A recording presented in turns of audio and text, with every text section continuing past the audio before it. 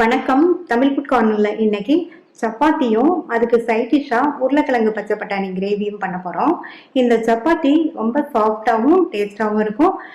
இந்த கிரேவியை ரொம்ப ஈஸியான மெத்தட்ல பண்ண போறோம். இதனுடைய டேஸ்டும் ரொம்ப சூப்பரா இருக்கும். இப்போ எப்படி பண்றதுன்னு பார்க்கலாம். ஃபர்ஸ்ட் சப்பாத்திக்கு மாவு பிசைஞ்சிடலாம். இந்த மிக்சிங் பவுல்ல 2 கப் கோதுமை மாவு,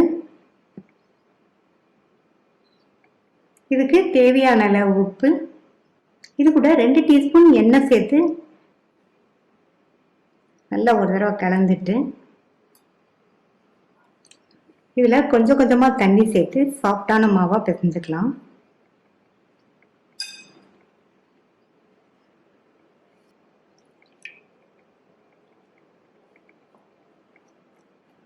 பிசைஞ்சாச்சு. இந்த அளவுக்கு சாஃப்டா இருக்கிற மாதிரி பிசைஞ்சுக்கங்க. மூடி வச்சிடலாம். மாவு ஊறிட்டு இருக்கட்டும். நம்ம கிரேவி ரெடி பண்ணிடலாம்.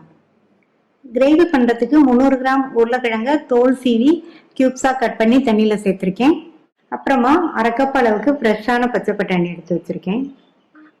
இந்த மிக்ஸி ஜார்ல கட் பண்ண 3 மீடியம் சைஸ் தக்காளி, ரப்பா கட் பண்ண 2 மீடியம் சைஸ் வெங்காயம், 1 பச்சை மிளகாய், 5 பல் பூண்டை கட் பண்ணி சேர்க்கிறேன். இந்த மாதிரி கட் பண்ணிட்டா எல்லாமே ஈஸியாக அரைப்பட்டுரும். 3/4 இன்ச் அளவுள்ள இஞ்சியை தோல் சீவி கட் பண்ணி வச்சிருக்கேன். அதையும் சேர்த்துட்டு இதை தண்ணி சேர்க்காம பேஸ்ட் மாதிரி அரைச்சிட்டு வந்துடலாம். இந்த கிரேவியை நம்ம குக்கர்ல ஈஸியா பண்ண போறோம். ஸ்டவ்ல ஒரு குக்கர் போட்டிருக்கேன். இதுல 1ல இருந்து 1.5 டீஸ்பூன் பட்டர் சேர்த்துக்கோங்க. கூடவே 2 டீஸ்பூன் எண்ணெய். ரெண்டுமே சூடாயிடுச்சு. இதுல 1/2 டீஸ்பூன் சீரகமும் 1/2 டீஸ்பூன் சோம்பும் சேர்த்துட்டு 1/4 டீஸ்பூன்ல பாதி பெருங்காய பவுடர். எல்லாமே பொரிஞ்சு வாசனை வந்துருச்சு. கறிவேப்பிலை. ஸ்டவோட தீயை நல்லா குறைச்சிட்டு இது கூட 1.5 டீஸ்பூன் தனி மிளகாத்தூள், 1/2 டீஸ்பூன் மஞ்சள் தூள், 1/2 டீஸ்பூன் சீரகத்தூள், 3 டீஸ்பூன் கொத்தமல்லி தூள் சேர்த்துட்டு வேகமா மிக்ஸ் பண்ணி விட்டுட்டு நம்ம இப்ப அரைச்ச தக்காளி வெங்காய கலவையை சேர்த்துக்கலாம். இது கூட இந்த கிரேவிக்கு தேவையான அளவு உப்பு சேர்க்கிறேன். நல்லா கலந்து விட்டுட்டு ஸ்டவோட தீயை கூட்டி வச்சிருங்க. தீயை கூட்டி வச்சுட்டு குக்கரோட கேஸ்கெட் எடுத்துட்டு மூடி வச்சிருங்க. மசாலாவோட பச்சை வாசனை எல்லாம் போய் ஓரங்கள்லாம் எண்ணெய் பிரிஞ்சு வரட்டும். இப்ப பாத்தீங்கன்னா நல்லா எண்ணெய் பிரிஞ்சு வந்துருச்சு. நம்ம சேர்த்த மசாலா தூளோட பச்சை வாசனை எல்லாம் போயிடுச்சு. இப்ப தண்ணியில கட் பண்ணி போட்ட உருளைக்கிழங்க தண்ணியில இருந்து எடுத்து இதுல சேர்க்கிறேன். அடுத்து பச்சை பட்டாணியையும் சேர்த்துட்டு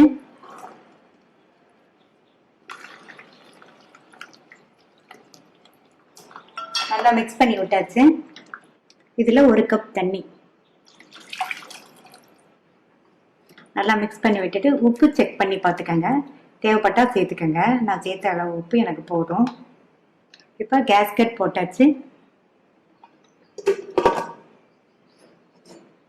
மூடி போட்டு ஸ்டீம் வந்ததுக்கு அப்புறமா வெயிட் போட்டு மீடியம் ஃப்ளேம்ல 2 விசில் வரட்டும். மீடியம் ஃப்ளேம்ல 2 விசில் வந்து ஸ்டீம் எல்லாம் போயிடுச்சு.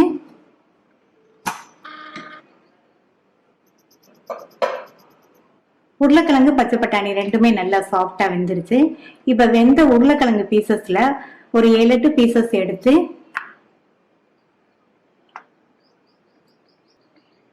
நம்ம எடுத்த 7-8 உருளைக்கிழங்கு பீசஸ ஸ்பூன் வச்சு மசிச்சு எடுத்து வச்சிருக்கேன். இது அப்படியே இந்த கிரேவியில சேர்த்துடலாம்.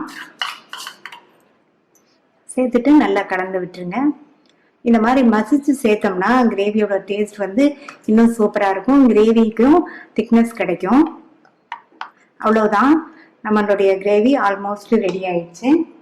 இதுல வந்து நான் கரம் மசாலா தூள் சேர்க்கல. நீங்க விருப்பப்பட்டீங்கன்னா கொஞ்சமா கரம் மசாலா தூள் சேர்த்துட்டு 2 நிமிஷத்துக்கு கொதிக்க விடுங்க. அதனுடைய பச்சை வாசனை போயிடும்.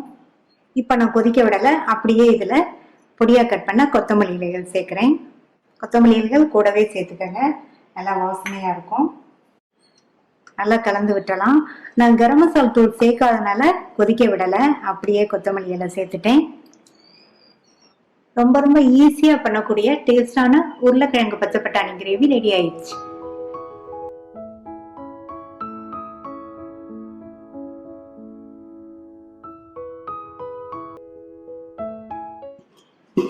இப்போ மாவு நல்லா ஊறிடுச்சு. இதை மறுபடியும் ஒரு தடவை பிசைஞ்சிட்டு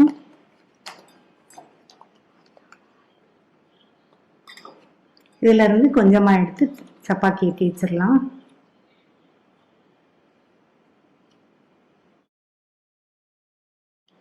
இந்த அளவு எடுத்திருக்கேன். நம்ம எடுத்த மாவை ஒரு தடவை இந்த மாதிரி பெரட்டி மடிச்சிட்டு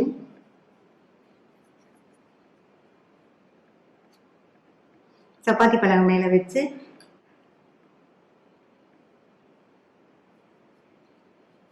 மாவுல பெரட்டிட்டு ரவுண்டா தேய்ச்சிடலாம்.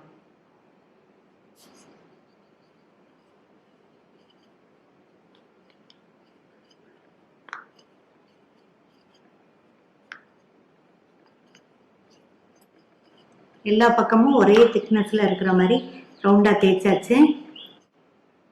இப்போ இதில் கொஞ்சமாக ஒரு 1/4 டீஸ்பூன் போல் எண்ணெய் சேர்த்து நல்லா ஸ்ப்ரெட் பண்ணி விட்டுருங்க. இப்போ இதை மடிச்சிடலாம்.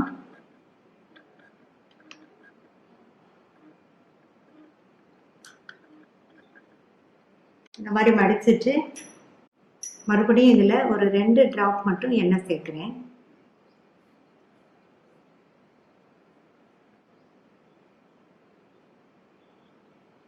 இதை இந்த மாதிரி மடிச்சிட்டு இதை பெருசா விரிச்சு தேய்ச்சிடலாம்.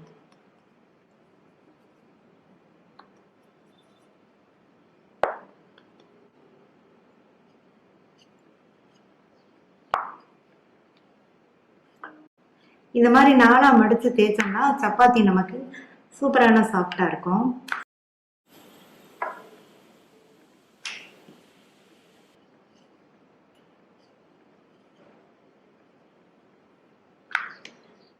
தேய்ச்சாச்சு. இந்த திக்னஸ்க்கு தேய்ச்சிக்கங்க. இப்போ இதை போட்டு எடுத்துடலாம். சப்பாத்திக்கல் போட்டு சூடானதும் தேய்ச்சி வச்ச சப்பாத்தியை வச்சுட்டு ஸ்டவ்வை மீடியம் ஃப்ளேமில் வச்சுருங்க. எண்ணெய் எதுவும் சேர்க்க வேண்டாம். மேலே ட்ரை ஆனதுக்கப்புறமா எண்ணெய் சேர்த்துக்கலாம். இப்போ மேலையெல்லாம் கொஞ்சம் ட்ரையாக இருக்குது. இதில் 1/2 டீஸ்பூன் மட்டும் எண்ணெய் சேர்த்து எண்ணெயை வந்து நல்லா எல்லா பக்கமும் இந்த மாதிரி அப்ளை பண்ணி விட்டுருங்க. அப்ளை பண்ணிட்டு திருப்பி போட்டுக்கலாம். இந்த சைடும் கொஞ்சம் எண்ணெய் சேர்த்து நல்லா இந்த மாதிரி அப்ளை பண்ணிடுங்க. இப்போ பார்த்தீங்கன்னா இந்த சைடு சப்பாத்தி வெந்துருச்சு. திருப்பி போட்டுட்டு அந்த சைடும் வெந்ததுக்கு அப்புறமா எடுத்துடலாம். நம்ம மடித்து தேய்ச்சிருக்கிறதுனால சப்பாத்தி நல்லா ஊற்றி வருது. 2 சைடுமே சப்பாத்தி வந்து ரெடி ஆயிடுச்சு. எடுத்துடலாம். சாஃப்ட் சப்பாத்தி ரெடி ஆயிடுச்சு. நீங்களும் ட்ரை பண்ணி பார்த்துட்டு உங்கள் கமெண்ட்ஸை சொல்லுங்கள். தேங்க்யூ.